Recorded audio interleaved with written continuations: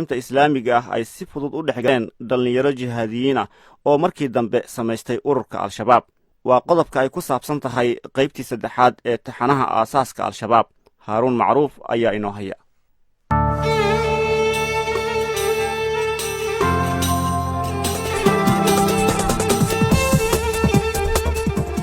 sanadkii 1998 waxaa magaalada muqdisho ka hana qaaday maxkamado ku salaysan qaab beeleed oo hadafkoodu yahay soo celinta amniga iyo kala nabadgelinta bulshada, shareecada islaamkana wax ku xukuma. hindisaha maxkamadaha waxaa iska lahaa culimmo u badan, kuwa qunyar socoda iyo aqoon-yahano iyo dad waxgarada, waxaana inta badan maalgelinayey ganacsatada beelaha kala duwan ee maxkamadaha furtay. dhismaha maxkamadaha islaamka kuma cusbayn magaalada muqdisho, sababtoo ah maxkamado qabaa'il oo ay maamuli jireen culimmada suufiyada ayaa ka soo jiray degaanada waqooyi ee magaalada muqdisho bartamihii sagaashameeyada. waxayse burbureen kadib markii ay siyaasiyiintu soo farageliyeen dib u soo nooleynta maxkamadaha islaamiga ah oo fulin jira xukunno qisaas ah iyo weliba furdaaminta dembiyada iyo muranada kale ee madaniga. waxaa dadka horseeda ka mid ahaa sheekh cabdulqaadir cali cumar oo aasaasay maxkamaddii ugu horraysay ee islaami ah oo ahayd maxkamaddii xaruntii shiir kole ofishaale. runtii horta waxaa jirtay waxyaabo aada la yaab u leh oo adag ayaa meesha ka jiray. dad oo yani maaragtay nimankii oo maleesiyad xukumi jooga onkaxida ayaa meesha ka jiray. waxaa jiray dad badan oo markaas aan iyagana ku gambada laakiin iyago aynan xukumin ayaa jiray. waxay bilaabeen inay dadka qafaalaan oo marka ciddii ay u arkaan in lacag haysata intay qaataan markaas ay xirtaan oo lacag ay ka qaataan madax furasho ah. baabuurta inay dhacaan, inay dadka ay maaragtay hanti darteeda ay u dilaan. markii dee dadkaas ay dhibaato ay maleesiyadka u geystaana waxaa laga yaabaa maleesiya kale inay markaas ay qabiil ahaan ay uga aargoostaan qof beri ah oo waxba aan qabinin oo iska masaakiin oo duulkiisa iska maray in loo dilo. cidda kale ah ama dadka kale ah oo markaa u dhaqaaqa yani wax caama oo guud oo dadkii wax taray ka shaqeynaya ay noqdeen.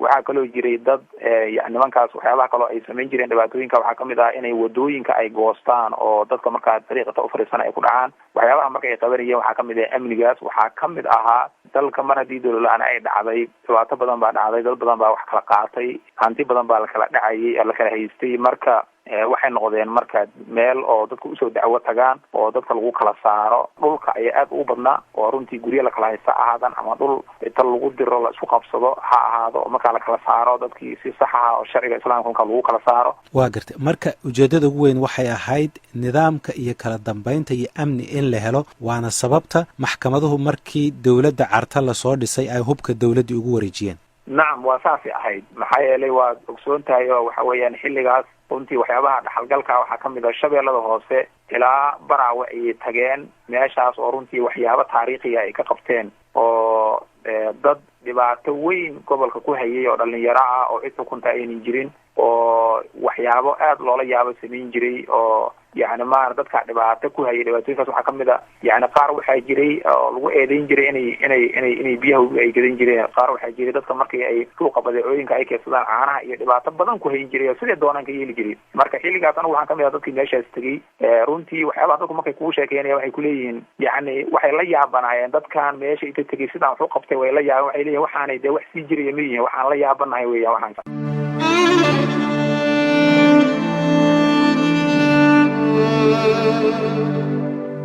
dabayaaqadii sanadkii 2004 maxaakiimtii islaamiga ee ku salaysnaa beelaha ayaa isugu yimid kulan ka dhacay magaalada muqdisho, waxayna samaysteen ururkii midowda maxaakiimta islaamiga. sheekh cabdulqaadir cali cumar ayaa iiga warramay isu imaatinkii maxkamadaha iyo dhismihii midowda maxaakimta. xilligii carta ka dambeeyey carta markii waxaa jirtay dowladdii way shaqayn weysay. waa kuwii qolooyinkii meesha jooga gankoxyada ka hor yimaadeen. kabacdi markii dhibaatadii ay sidoo kale usoo laabatay ayaa mar labaad waxaa la isku xilqaamay in maaragtay dib loo aas-aaso. markii dib loo aas-aasay oo ay samaysmeen dhowr maxkamad baa samaysantay. waxaa kamid ahay maxkamadda shir kole, waxaa kamid ahay maxkamadda ifka xalan, waxaa kamid ahayd maxkamad oo maxkamadii c c baa kamid ahayd, waxaa kamid ahay maxkamad warshada caanaha la oran jiray baa kamid ahayd, waxaa kamid maxkamad bolitechnica la yihahdo ayaa kamid ahayd. adigu guud ahaan maxkamado xarir yaala kamid ahayd. ilaa 7 maxkamadood aan rajeynaya inay ahaayeen ayaa markaas yaa isku yimaadeen. midowgii baa lasay inta maxkamadaha la xusi karo hadda markaa rasmiga iyadoo midowga samaysay intaasay ahayd. kuwa kabacdi samaysmana way jireen oo maxkamadda alfuqaan ay kamid ahayd oo iyagoon markaa midowga kasoo qayb ka noqday. dabadeedna markaas kabacdi maxkamaduhu markay fariiseen waxay go-aansadeen markaas in maamul ahaan loo mideeyo. maamul ahaana loo mideeyey marka xilligaas oo shariif marka guddoomiye looga dhigay. sidaasi marka ay ku shaqeeyeen markaa. waa garta. waxaad ii sheegtaa toddobada maxkamadood ee sameeyey midowda maxkamadaha yaa guddoomiyaashooda wax iga sheeg. maxkamadda yaaqshiid waxaa guddoomiye ka ahaan jiray ama c c markii la yidhaahdo hadii la yidhaahdo waa sheekh shariif oo ahaa, xarir yaale sheekh nagiir oo ahaa, ifka xalan sheekh xuseen dheer oo ahaa, shiir kole cabdiqaadir cali cumar oo ahaa, buulo tignico waxa weeyaan sheekh cabdullahi axmed ciida la oran jiray, warshada caanaha ma xasuuso runtii xilligaas ninkii haya laakiin dhowr guddoomiye soo martay. intaas waa midowga markii ugu horreysay. alfurqaan kabacdi aa kusoo biirtay. alfurqaanna markii hore guddoomiye macali axmed leera kamid noqday, kabacdina waa guddoomiye nin kale lagu bedelay la yidhaahdo guddoomiye ka ah cabdiqaadir maxamed bare la yidhaahdo, oo markii dambe shaqadu ay badatay markaas uu shaqaynayay. marka dadkaasaa guddoomiyaalka ahaa. kulligoodna waa rag hadda wada jooga raggaas oo dhani oo dadka hadda shaqaynaya kamid a. waa gartay, mana ahayn dad al-itixaad ama shabaab ah. dadkan dad oo ku tacalluqa yani maaragtay shabaabna maysan ahayn, al-itixaadka aseegtana maysan ahayn, laakiin dad waxay ahaayeen dadkii maxkamadaha dhistay dad ay soo doorteen ayay ahaayeen. dadka maxkamadaha dhisana horaan kugu sheega waxa weeyaan waa beelaa dhisay, beelasha odayaalkeeda, culimadeeda, dhalinyaradeeda, hooyooyinkeeda, dadkaasaa maxkamadda dhistay. dadkaasaa marka qofka mas-uulka noqonaya iyaga soo saaray.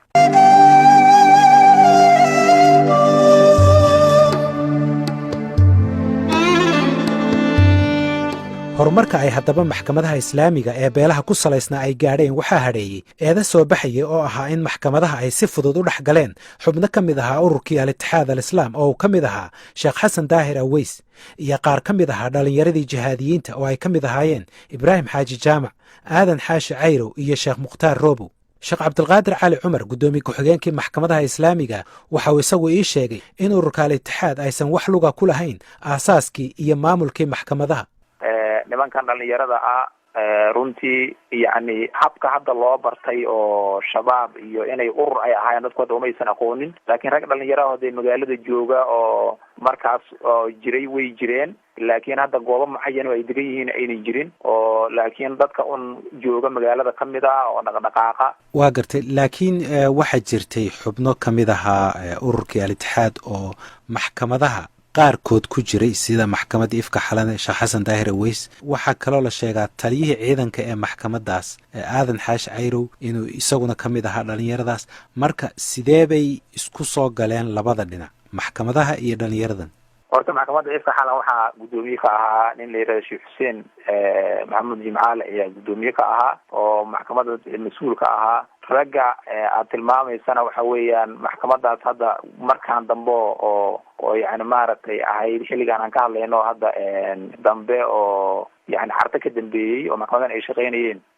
sida la ogsoon yahay maxkamadaas kamuunan ahayn yani maaragtay raggaas taliyo kama ahayn.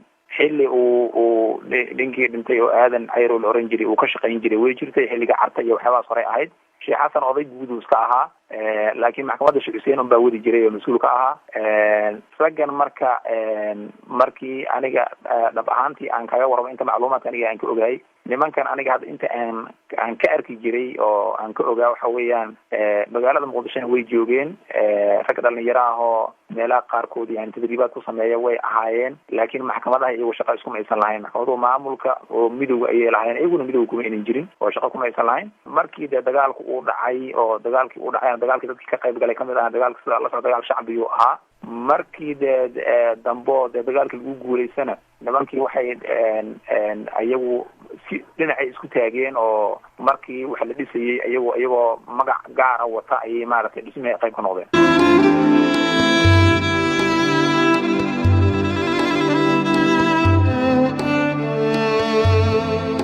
abaabulka jihaadiyiinta waxaa sii caawiyey ururka alqaacida oo awooddiisii ay sii kordhaysay oo doonayay inay mabda'ooda ku fidiyaan soomaaliya. waxaana mabda'ii jihaadka ee soomaaliya iyo kan caalamiga xadhiggooda sii adkeeyey dagaalkii la magac baxay dagaalkii argagixisada ee uu maraykanku qaaday kadib weerarkii sebteembar 11 sannadkii 2001. hay-adda sirdoonka ee maraykanka ee c i eda ayaa iskaashi la samaysatay qabqablayaal dagaal iyo saraakiil hore oo dhinaca sirdoonka iyo amniga u qaabilsanaa dowladdii soomaaliya, waxayna saraakiisha c i edu bilaabeen inay soomaaliya ka ugaarsadaan dadka ay uga shakiyaan argagixisanimada. howlgalka ay wada samaynayeen c i eda iyo qabqablayaasha dagaalkuna waxaa la aaminsan yahay inay xubno isugu jira soomaali iyo ajaanibba ka dhoofiyeen soomaaliya una gacan geliyeen dowladda maraykanka.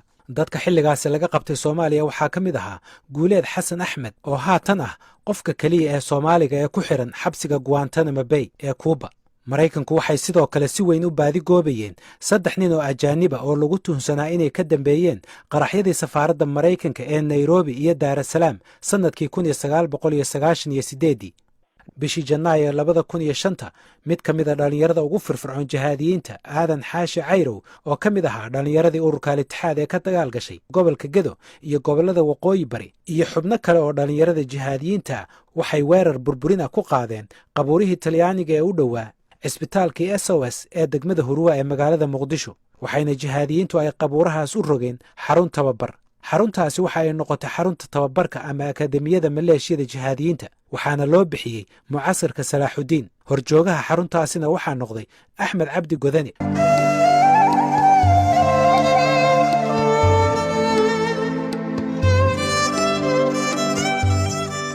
dhalinyarada jihaadiyiinta Soomaaliya xilligaasi ma lahayn hogaamiye toos ah inkastoo ay jireen odayaal ay talada ula noqdaan oo ay ka mid ahaayeen Sheekh Xasan Cabdullaahi Xirsi Sheekh Xasan Turki iyo Ibraahim Xaaji Jaamac Ibraahim Afqaan oo isagu uga khibrad badnaa dhinaca dagaalka maadaama uu si weyn uga soo qayb galay dagaaladii lagu bixiyay Soofiyeedka ee dalka Afghanistan military ahaan iyo degaan ahaanse waxaa marba marka ka dambaysa soo kobcayay doorka uu lahaa aadan xaashi cayrow waxaana uu si weyn ugu soo shaac baxay burburinta qabuurihii talyaaniga iyo aasaaska dugsiga salaaxudiin oo noqday dugsigii labaad ee lagu tababaro dhallinyarada waxaana hore u furnaa xarunta tababarka ee raaskambooni oo uu maamulayay Sheekh Xasan Turki waxaa labadaasi akademiyo ka soo qalin jebiyey boqolaal dhallinyaro ah oo laga dhisay dhinaca dagaalka hogaaminta iyo istiraatiijiyada dagaalka iyo hirgelinta jihaadka Soomaaliya iyo kan caalamiga iyo isku xidhkoodaba aadan xaashi cayrow waxa uu noqday taliye ciidan oo aad u adag waxaana uu caan ku noqday tababarka iyo abaabulka ciidanka aadan xaashi cayrow waxa uu markii dambe la baxay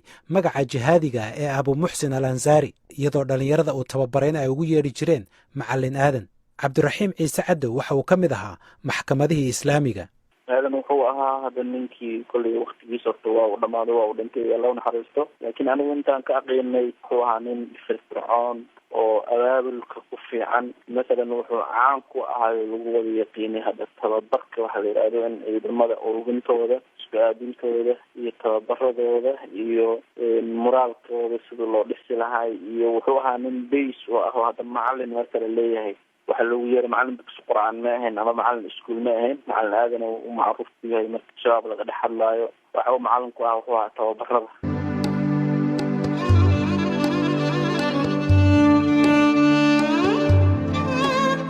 bishii maarso 2006 qabqablayaashii Soomaalida ee taageerada ka helay hay'adda CIA-da ayaa qaaday tallaabo qariska tuura kadib markii ay samaysteen dallad lagu magacaabo isbahaysiga soo celinta nabadda iyo la dagaalanka argagixisada waxayna u muuqdeen inay cadow ka dhigteen guud ahaan ururkii midowga maxaakimta islaamiga oo xilligaas midaynayay maxkamadihii beelaha iyo xubnihii salafiya jihaadiya ee ku dhex qarsoonaa markii uu dhacay dagaalkii maxkamadaha iyo ururkii la dagaalanka argagixisada ee ay asaaseen hogaamiye kooxeedyada waxaa gacanta sare yeeshay maxkamadaha oo guule istabajooga ka gaadhay dagaalka waxaa la aaminsan yahay in guulaha militari ay kaalin weyn ku lahaayeen shacabka Muqdisho iyo ciidamadii maxkamadaha waxaa kaloo iyaguna qayb ka ahaa ciidankii tababarnaa ee mucaskaraadka raaskambooni iyo salaaxudiin gaar ahaan waxaa la sheegaa in dhallinyarada jihaadiyiinta ee tababarnaa ay qayb weyn ku lahaayeen qorshihii dagaal ee lagu jebiyey hogaamiye kooxeedyadii Bashiir Raage iyo Maxamed Qanyare Afrax oo ay ka qayb galeen ciidamadii ay soo tababareen Afqaani aadan cayrow iyo godane iyo rag kale oo la maamulayay dugsiyadaasi uuna ka mid ahaa Cabdullaahi Cali Naxar Abu Cutayba iyo xubno kale oo ajaaniba waxaa kaloo ka qayb galay dagaalkii Jowhar ee lagu jebiyey hogaamiye kooxeedkii Maxamed Cumar Xabeeb Maxamed Dheere ciidamadii raaskambooni ee Sheekh Xasan Turki iyo weliba maleeshiyada gudoomiyihii gobolka Shabeellada Hoose Sheekh Yuusuf Maxamed Siyaad Indhacade oo iskaashi la lahaa dhalinyarada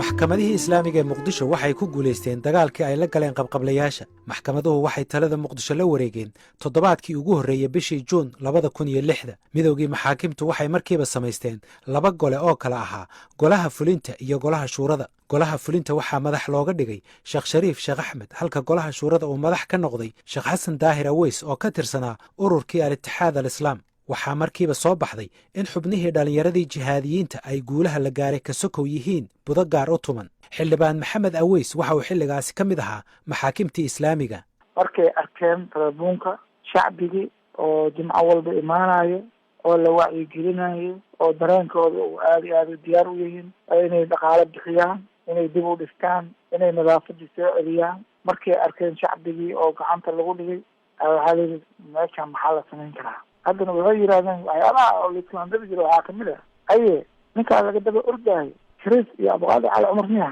wallahi dhiigga mujaahidiinta ay wax ku noqdeen xamar ina ka baxnoon Ethiopia inaan soo duqeyno xamar oo diyaarad lagu garaacayo oo arki doonta dhiigga mujaahidiinta wallahi anaa lagay ku noqdo cid aan ka cabsanayo ma jirto.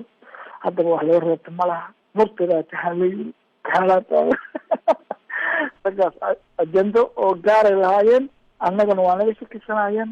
iyaga waxay ahaayeen hub iyo rasaas iyo keed, laakiin iyaga waxaa la ogaaday maalinta dagaalka iidaale oo nabadii la rabay in la qaato oo suudaan marka la tegay qaar ayaga kamid aha raacay siito waxay yidheen wax heshiis la geli karo oo suudaan heshiis aan kula geli karno male.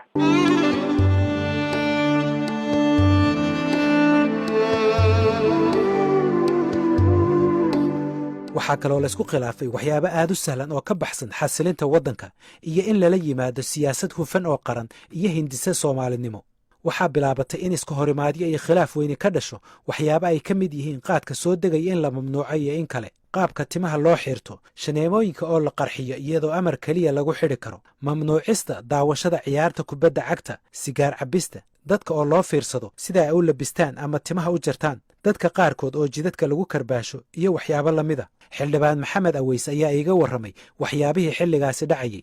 dadka oo diaspora markay soo laabteen maalin waxaan la yaabay yar oo dhalinyaraha oo ku faraxsan oo yiri dalkeyga 20 sano ka maqnaay oo sawir meelaha la marmarayo in la qabtay xabadka dhagax laga saaray iyo timaha oo la jiro. waxyaabo badan ay ku dardari jireen. marka gudoomiyaha maxaakiimta iyo ragga kale waxay ku dadaalayeen khilaafkaas inaan la muujinin maadaama dadka adduunka oo hami weyn oo u lahaaday waxqabadkii 6 bilood, laakiin nimankan ajenda hoose lahaayeen.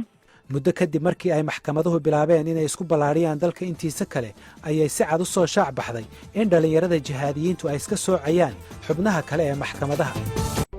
kaasi wuxuu ahay wariye haaruun macruuf oo isku soo dabarida barnaamijkan. waxaan aad ugu mahad celinaynaa haaruun macruuf. dhegeystayaasheenna ama daawadayaasha ku xiran youtube-keenna sirdoonka iyo beejka aan ku leenahay facebooka ee warbaahinta xushmo waxaad si wanaagsan idinkaga codsanaynaa in aad noqotaan dadka ugu horreeya ee leeg saarta ama subscribe si aad u noqoto qofka ugu horreeya ee daawada. sidoo kale waxaan beejka kale iyo youtube-yada kale ee ka baxsan ee muuqaalkeena qaadan doona ama muuqaalkeena koobiyeysan doona ee beejkooda ama facebook ama youtube-kooda soo gashan doona. waxaan ka codsanaynaa inay nagu xusaan oo magaceena iska tegin. mahadsan.